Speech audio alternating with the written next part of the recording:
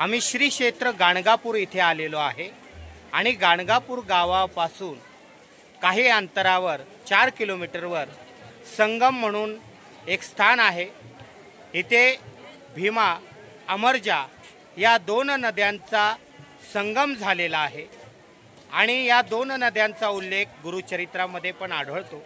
पण येथील स्थानिक गावकऱ्यांचं असं म्हणणं आहे की तिसरी नदी ही गुप्त रूपाने आहे, ती गंगा नदी आहे।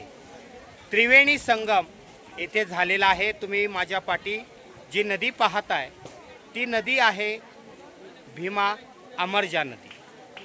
तुम्हाला सांगण्यास अत्यानंद होतोय की हीच भीमा नदी पंढरपूरहूनही मार्गक्रमण करत इथपर्यंत येते। तर पंढरपुरात याच नदीला चंद्रभागा असं म्हटलं जातं।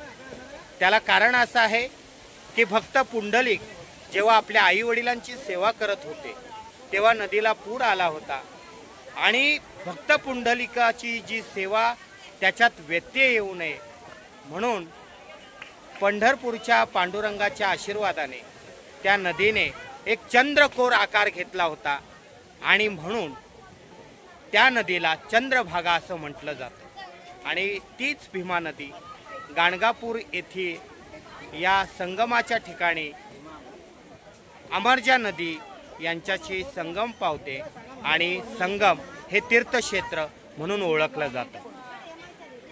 दत्त अवतारातील श्री नरसिंह सरस्वती महाराज गाणगापूर गावाहून संगमाला यायचे, इथे अंघोळ करायचे। इथेच बाजूला औदुंबराचं झाड आहे, त्या झाडाखाली अनुष्ठान करायचे, ध्यानधारणा करायचे। संगम नदी आपण आता पाहिलेली आहे, म्हणजे संगम ज्या ठिकाणी झाला।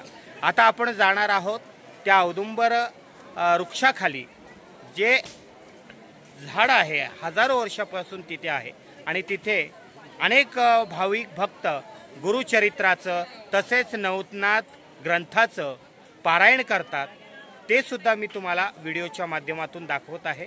तर आता आपण जाऊया औदुंबर वृक्षाखाली। धन्यवाद। अवधूत चिंतन श्री गुरुदेव दत्त।